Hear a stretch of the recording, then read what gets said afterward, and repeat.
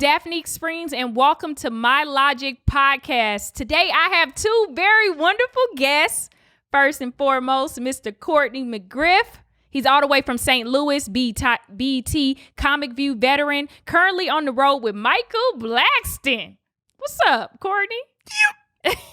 What up, D? Nothing but you always make me laugh. I love your praise. Do it again. Courtney McGriff. Also, next we have the very funny and talented Dicey. Dicey has a new 15-minute special on Revolt TV, and she has a production company called BED Productions. What does BED stand for? Well, it stands for Brittany, Emmanuel, and Dicey. Those are my other two partners in our company. So. Okay. And y'all all got into bed together? Yes, we're in bed together. And created a production company. Yes, that's exactly what happened. All right. I'm happy to have both of you on the show today because you guys are two hilarious comedians. Also, today's topic is, in regards to dating, here's a statement. If they like you, you'll know it. If they don't, you'll be confused. Y'all are both married. You guys are like unicorns in the comedian like community. Like, not very many are married. Right. Too true. Right. So tell me about the first time you met your mate, Courtney. First time I met my mate was in actually it was at a comedy show. What? Yeah, that I'm performing at, right? You know, in New York. New York. Yeah, it was in New York, and I know you get a whole bunch of ladies that like constantly like hit on you. So how did you know? You do, you know. And he gonna really take. You heard that, Dicey? Yeah. I ain't gonna even lie. You do, and I've had a fair share of But I don't know, man. It was something about her though, man. We was kicking it, and we just kept kicking it. You know what I'm saying? But how did you guys actually like meet at the comedy show? Because I know you're on stage, and a lot of times as comedians, we're on stage, and then we may go back behind the stage, or then we may come out after the show and kind of interact and talk with people. But you got a whole bunch of people at that moment in your face. So how did that come about? It was one of them small little, lounges type in New York. You know what I'm saying? So, I mean, when you walk in there, you can kind of get a good visual of everybody in the crowd, you know. And I think every comedian at least scope the crowd, especially every male comedian scope the crowd and be like, I be scoping too, but where's the fine women up in here, you know? But you guys get lucky because women actually come to comedy shows in like group. As women comedians, me and Dicey, it's very rare that you see a male, just a group of guys, and it's like some fine ones in the group that are just at the comedy show. They're usually on dates. Exactly. That's what I was just about to say. They're always on a date. So... And then the girl is mad if you have your cleavage showing or anything. You know what I mean? Like, yeah. And then she's sitting there like. So do y'all get groupies too? Yeah, absolutely. I have groupies. Oh yeah. It was so bad. Recently, I actually had someone's parents come to the show because he couldn't make it and tried to hook me up. And I don't know why I went and looked at his profile, but it looked like he lived with those parents. So I was just like, they just want him out of the house. I even have groupies after being on in a couple of Daphnique's last videos. I got niggas in my DMs like. Not in the DMs. Yes, from your videos. Yes. Because I got like 1,500 followers or something like that, I think. Or I couldn't tell if it was all from yours and from Delay and them. But I know at least like 700 or 800 of them were from the video. Wow. And so it's some people that slid in your. Girl. And you're married too. Yes. And I was like, I'm married. Yes. Mm-hmm. But did you like the attention? Kind of like Alicia No, Curry. it's kind of weird. Y'all like Alicia Curry, yeah. Yeah. Did you like the attention? Did you say, okay, they backslide in my DM? Yeah, how do you handle your groupies? My husband ain't pick up his clothes all week. How do you handle the groupies? I ignore a lot of them, or I just say thank you, or just put the heart eyes, and that's. Oh, so now you flirting? Flirting, flirting. Hard eyes, flirting. My wife wish I would put the hard eye. Okay, that mean I see you seeing me, and if this don't work out with my husband, it's me and you. Gang, I never answer after that. That's all I put is I just show a little love, just for, you know what I mean, and I don't answer nothing after that. Oh, so you out here teasing? Okay, well. Okay, so both of you guys are married. So would you agree with this statement that if they like you, you'll know it. If they don't, you'll be confused? because I've been in relationships before, and I think that when someone truly, genuinely likes you and wants to be with you, you know it. Like, it's never any confusion. And then I've been in relationships where you're like, yeah, girl, you constantly kind of arguing with your friends and my mama like, yeah, but he liked me. He just ain't called me in 3 days. Maybe his car broke down. Maybe he on the road. He traveling. You start to make all these excuses and you kind of be confused at where you stand. Like, am I his girlfriend? Am I not his girlfriend? I think that when you find that person, you absolutely know that you're it. They let you know by their actions. They do, but I don't know how soon it happens that they let you know. Why you say that? Sometimes people just need to get to know each other. I think even before my husband, like some of my best relationships were the ones that some of my best relationships were the people that I didn't think it would happen with. You know what I mean? Like, or we were just super cool at first. And then and I didn't know that they were interested and I didn't know I was interested either. You know what I mean? So I don't think. But my husband says, no, they always know. They always know. You might not know, but they know. So I don't know.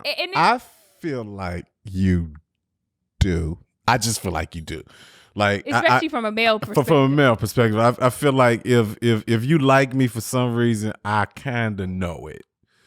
But then it's that factor where she's saying where it can grow, but then that's where you kind of make a person like you, you know? Yeah, and I don't know if I want that type of love. Like, because you said before your husband type thing. You said before your husband, so obviously none of them guys were your husband because you said you were just trying to figure each other out and it just like, oh, so happened. I think that when you know, because somebody showed you by their actions. Yeah. I dated this guy and he would call me every single day. And I actually had this girlfriend and she was like, girl, he don't like you like that. And I'm like, bitch, you a hater. Like, stop hating on this relationship. Blah, blah, blah, blah. And then, but she was right. His actions over time showed me, even though he called me every single day, that he just didn't like me like that because we were talking and then out of the blue, he just ended up with a whole girlfriend.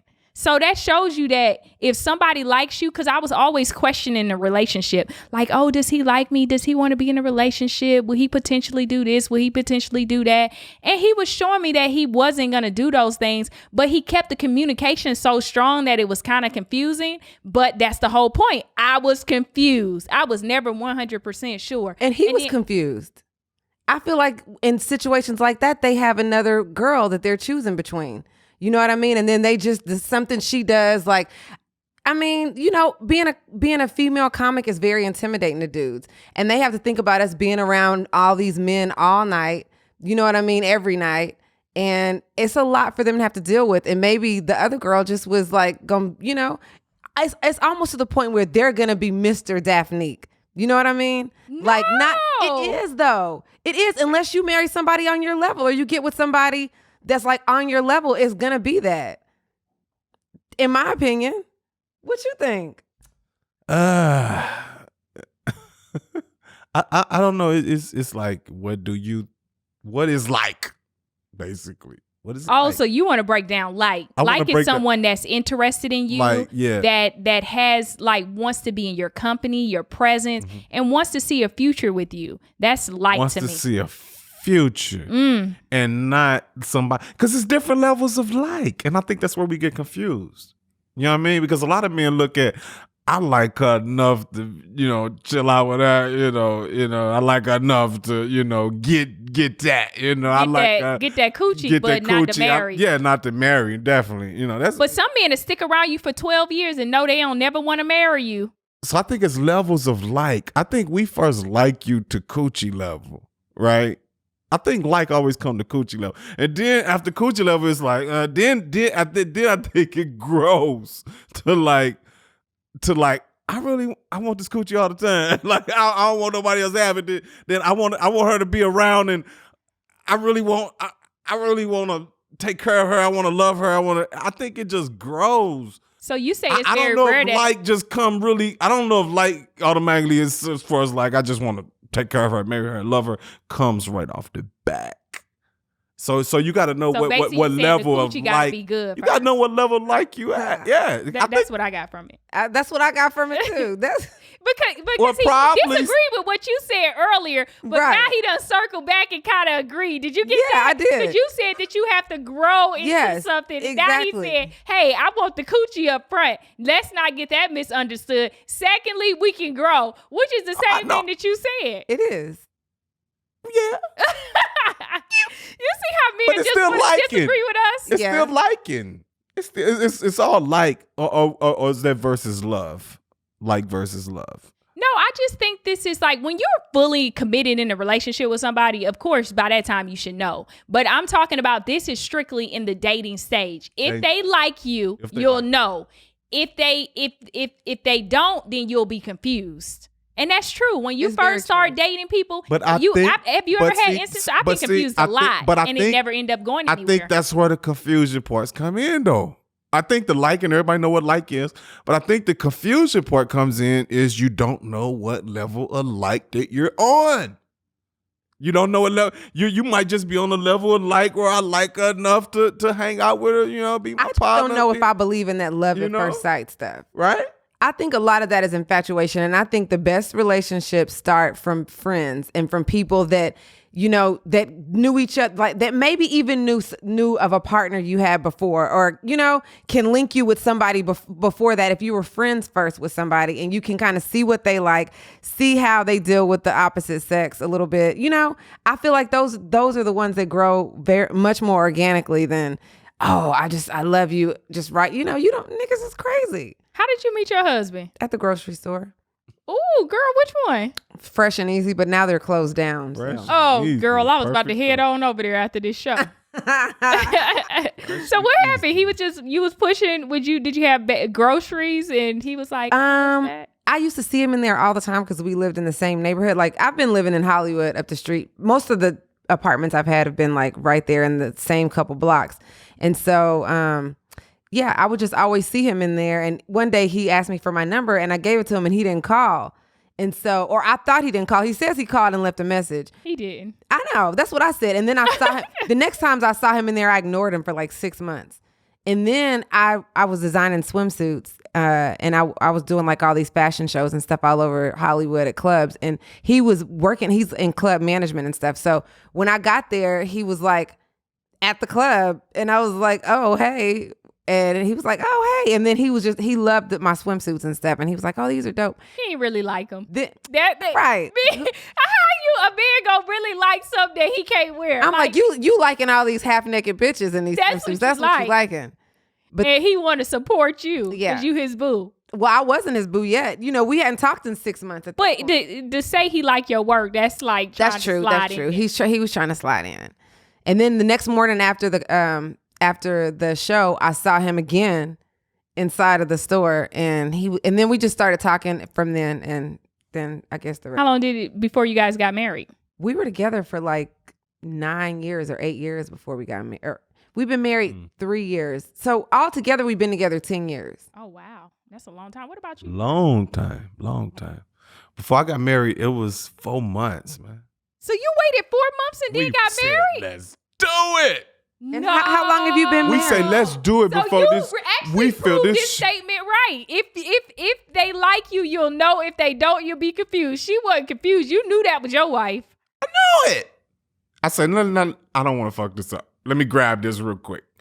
It's like when you're in the store, you don't want to put that shit on there. Where you want to purchase that shit. You know what I'm saying? How long have you been married? I feel like I wanted this. You know what I'm saying? More than anything. And I never felt like that. So I'm like, bam. Worst come to worst, hell, you can get divorced. We ain't got nothing to lose. But you know what? But for some reason, I think the quickest marriages, the ones that last the longest. Everybody I know who got married like real quick is like still married today. But everybody who waited like 19 years, I agree with that. Ooh, got divorced in about 17. Yeah, he don't want to say it, but damn. How long have you been married? That ain't everybody. No, not everybody. Yeah, but not everybody, but just the statistically. Yeah.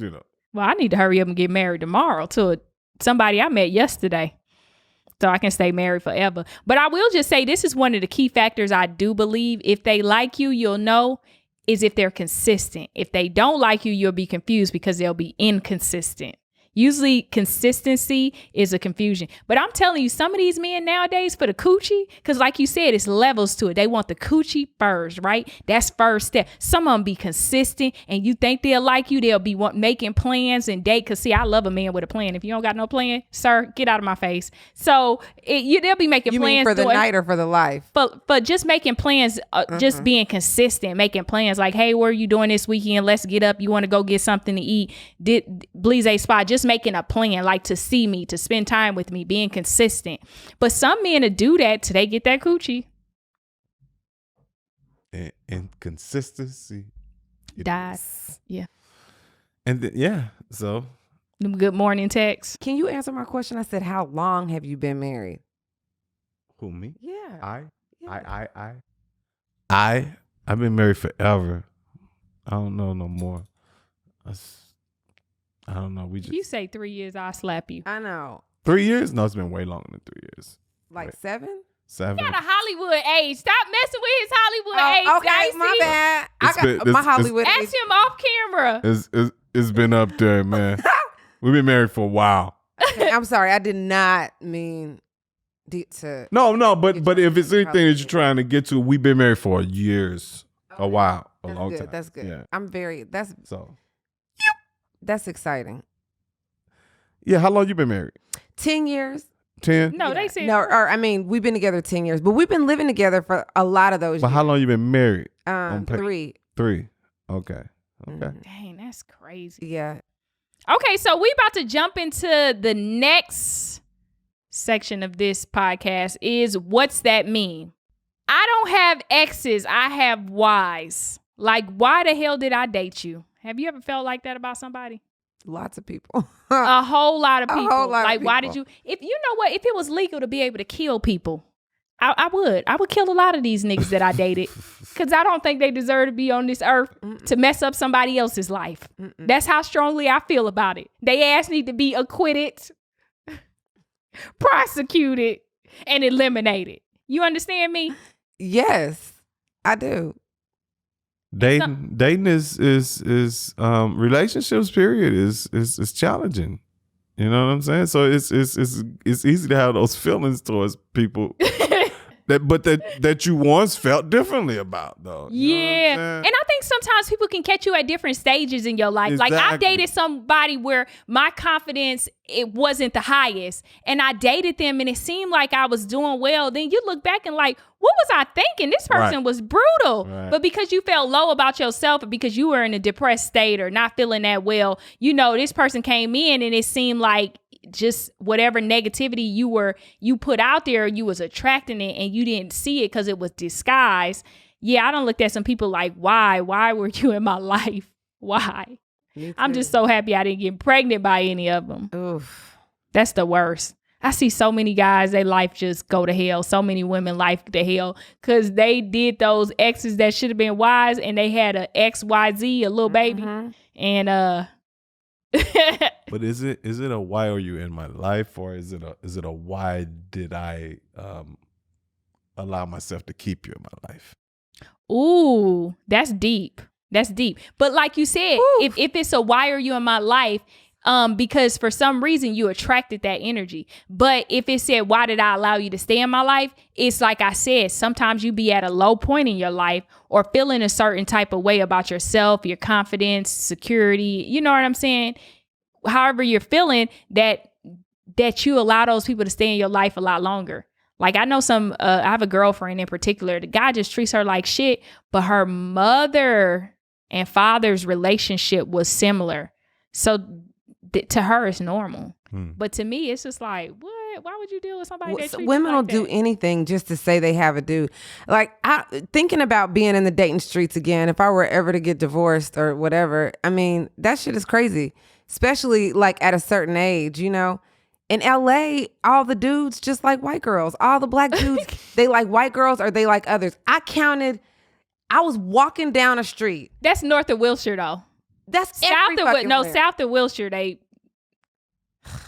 it's back to Black Love. Courtney, where you at? I'm in Black Love? Well, yeah, Black Matter. Love. Black Love matters. it does.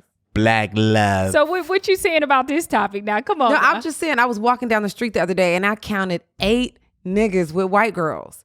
8. You counted 8 niggas. I count, and How I many wasn't niggas even did you count with supposed black to. girls? None. All of them, everyone I ran into was with a white girl. Every single one.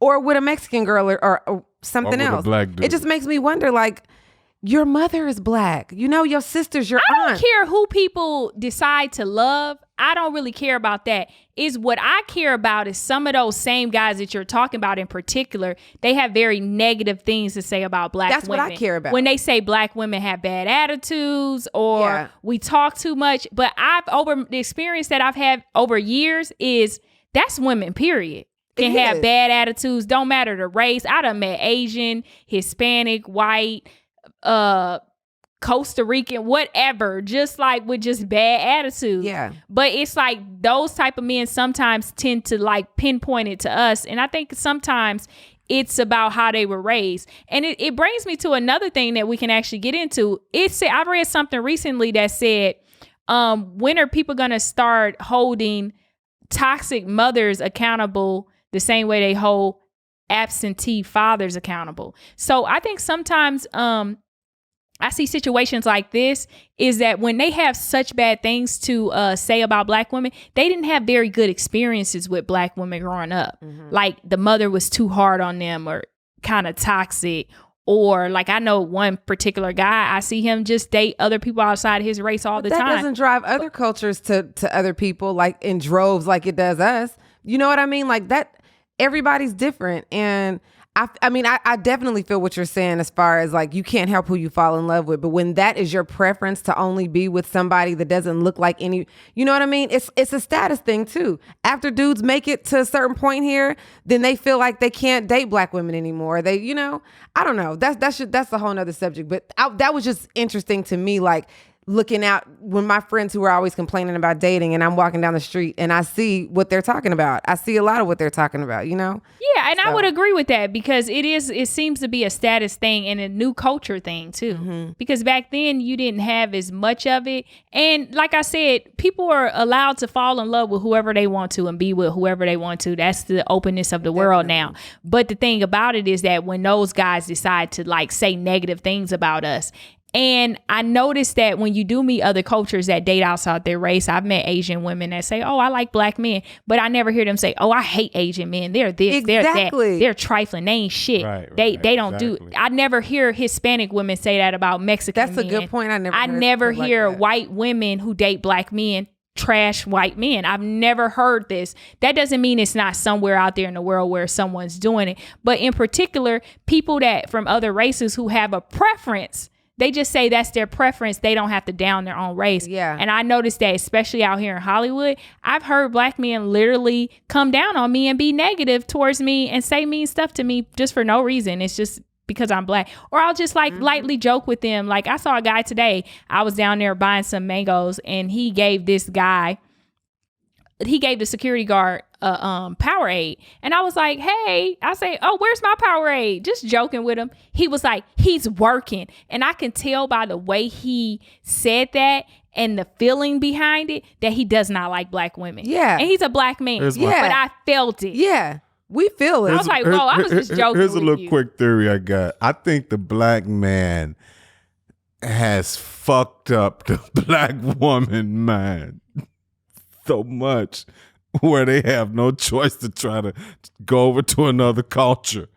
And mess them up too? Yeah. So they over there messing them up. Okay, because, well then I feel like it's equal. I don't necessarily think it's the black woman had an attitude. I think it's necessarily black woman is just been through certain shit because the black men have put that on. But have put in certain shit or certain thoughts or certain things on your mind to be a certain way. We might perceive it as attitude, whatnot, but you know, it's American culture thing too. We black American men. Black men put a lot of shit on black women. Mm-hmm. You know what I mean? Over the years, I don't give a fuck. We have, no matter what. Even if you ain't the individual that's doing it yourself, black men has put a lot of shit on black women over the years to make black women have this certain defense, this certain, independence and all this other shit.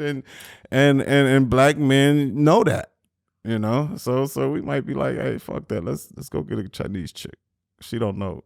She don't know that we full of shit. She don't know we full of shit. You know what I mean? That's crazy. Maybe it's I'm something. sorry, fellas. Did I put us out there, fellas? Please put them out there because people are listening to this and they want to know. So make sure you comment on this topic as well. Give your thoughts.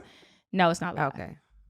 But I would agree. I think it's just a whole bunch of different factors of why we're seeing this so heavy nowadays. You know what I mean? Because it is coming out. Like, and then a lot of us get better. A lot of y'all black women make us better. See, y'all put up with our shit, go through all this bullshit with us, and then we get the white women, we might even be better because of you. And now they got a better version of us. That's real fucked up. That's real messed up. So we just set you up to have a whole nice little... Yeah.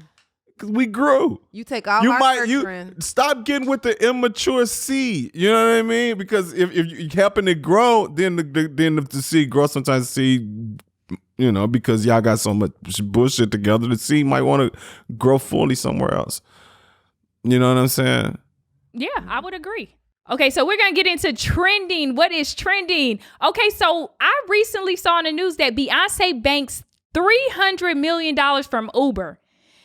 Okay, so Beyonce performed for Uber in 2015, and instead of accepting her $6 million paycheck, god damn, for one engagement, $6 million, she requested to be paid in stocks. Today it's worth over $300 million. Last year, she took half of the $8 million from Coachella in exchange for the rights to the show. Netflix paid her $60 million for it. Wow. Isn't that amazing? Nice. Yes. Hooray, Beyonce. Yes. Hey.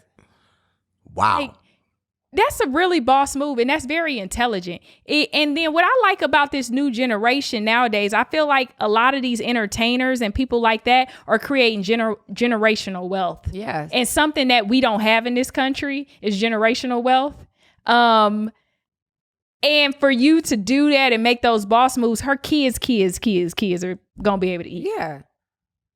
Isn't that crazy? They're so smart. I just love all the boss power moves they make as a couple, as individuals. It's very, and then, you know, and LeBron James, everybody who does stuff just unconventionally for these people to talk about. These white people hate it.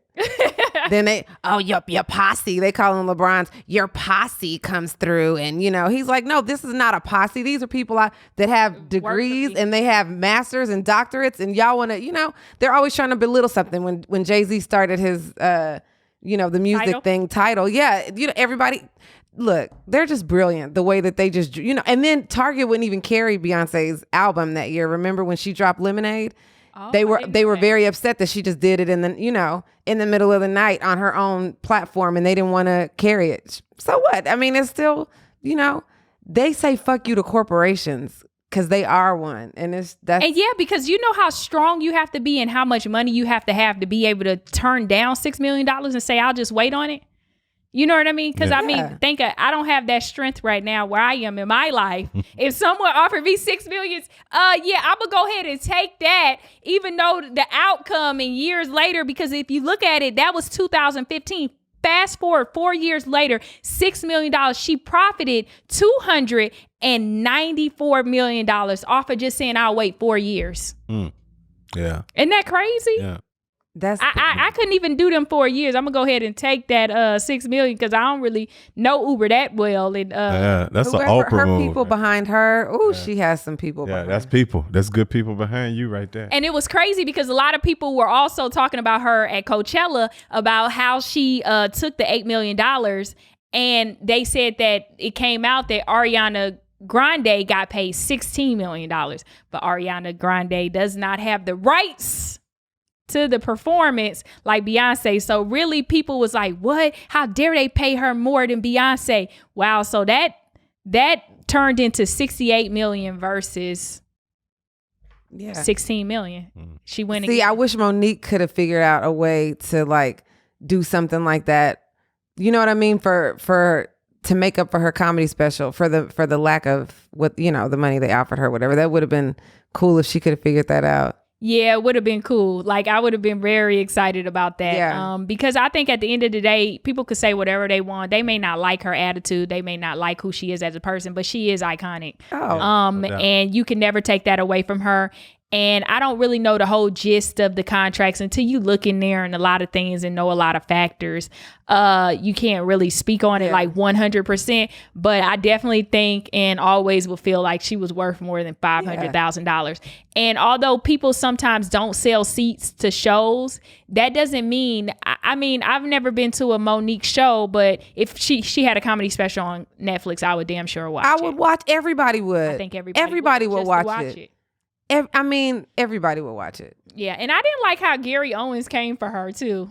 No, I just didn't like that. I just don't think white men should ever come for black women. Stay out of the barbecue, sir. Yeah. Bam. And since when has let us deal with our own on bad topics like that? Black men, black women, black people, white men. Let us deal with our own white stuff. privilege. Yeah. That was between her and Will Packard. That was not between you, sir, for you to come and down her while she already down. You know, so yeah. Let me tell you something, Monique. Garrett, Will Packer is my friend. Yeah. He's my friend. And you shouldn't go against the people who helped you. Yeah, but that was for like the conversation was had between her and Steve Harvey. Steve Harvey should have checked her. Yeah. Like, did you see the interview that they had at like I a saw couple it. months ago? Yeah, It was really good. Mm-hmm. It was good. And I felt it both was sides. listening. Yeah, you feel both sides because although you hear people's side of the story, people, how often can someone, unless it's on film, remember something verbatim of a conversation? Yeah, you can't. You cannot remember verbatim. You said, I said, you said, I said, line for line, like it's a script. No, you're going to have because see, everything that when you're listening to someone, you're also carrying your point of view, your environment, how you grew up, everything that you stand behind, who you are as a person. And sometimes that point of view may not be the right way, but you come with all these other things as a human. These life experiences that what you see through your eyes may not be what everybody sees. So at the end of the day, it's always hard to tell unless you there and you know both parties personally who was right or who was wrong. But so it's a whole lot of back and forth. Yeah. But absolutely, I love her and I love the Parkers. Me too. And the Parkers, she was like she was like a Lucille Ball on the Parkers. You know what I mean? Monique was hilarious on a different level. She made that show. And that's why she got her own spinoff She's show a female after that. comedian, hilarious on a different level on that show. She put a lot into it. But at some point though, I did feel like Monique like kind of, got a little serious. You know what I mean? Like versus her having fun.